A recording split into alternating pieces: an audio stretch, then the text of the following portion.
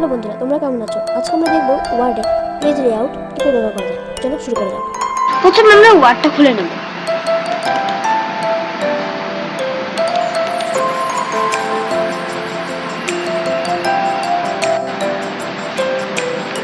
এই যে ওয়ার্ডটা হচ্ছে পেজ লেআউট। এখানে প্রথমে হচ্ছে মার্জিনসটা আমরা যেমন খাতার মার্জিন টানি সেরকমই এখানে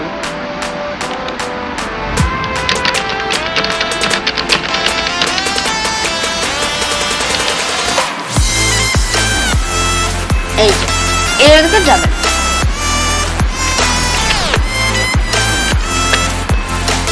তারপর হচ্ছে ওরিয়েন্টেশন।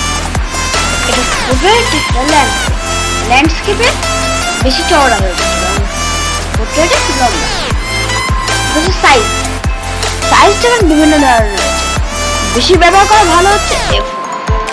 আবার মূল পেপার সাইজে গেলে এখানে আমরা নিজের ইচ্ছার সাইজও দিতে পারবো। তারপর হচ্ছে কলম হচ্ছে আমরা কটা রোতে লিখব।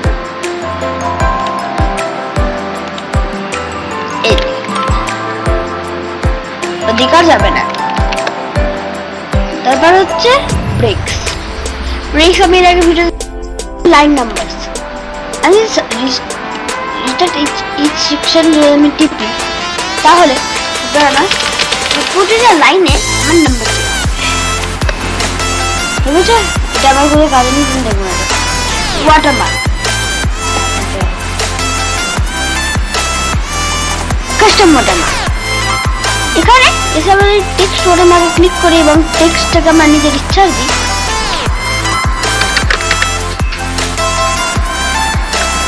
দিয়ে আমরা যদি ফন্টটা চাইলে চেঞ্জ করতে পারি, না চাইলে না চেঞ্জ করতে পারি।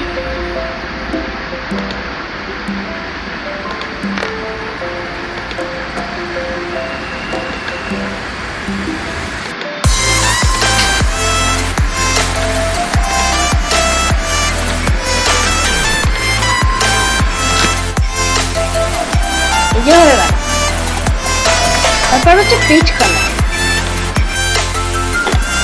কালারটা সবাই জানে কি কাজ করে।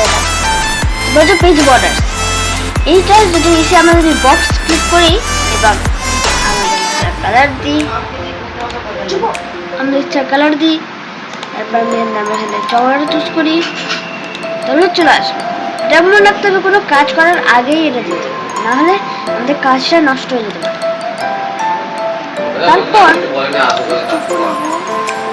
তারপর আর্টে যাই এবং আমরা এখানে বিভিন্ন ছবি দেখতে পাই।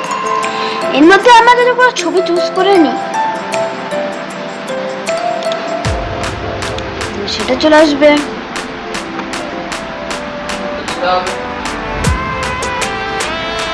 আচ্ছা, বাকিগুলোতে আমাদের যদি করতে হয় তাহলে আমাদের একটা জিনিস লাগবে।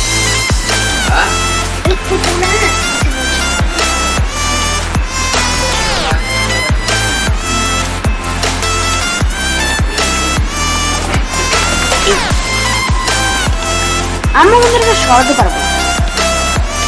সরানোর জন্য আমাদের ওয়ার্ড টেক্সটে গিয়ে ফন্ট অফ টেক্সটে চুজ করতে হবে। এবার আমরা এটা সরাতে পারবো।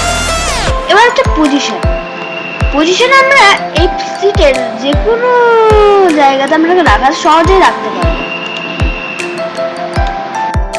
হয়ে গেল। এবার আমাদের একটা ছবি চলে আসলে একটা ছবি। এবার আমরা পিছনের ছবিটা দেখতে পাচ্ছি, সামনের ছবিটা ধেয়ে দিচ্ছে। এবার পিছনের ছবিটাকে ক্লিক করি এবং ব্রিং ফরওয়ার্ড টিপি, পিছনের ছবিটা আবার সামনে চলে আসলো এবং সামনের ছবিটা পিছনে চলে আসলো। এবার আমরা আবার সামনের ছবিটাকে ব্যাকওয়ার্ড করি, পিছনে চলে গেল, হয়ে গেল। তারপর হচ্ছে রোটেট সবাই জানে কি কাজ করে।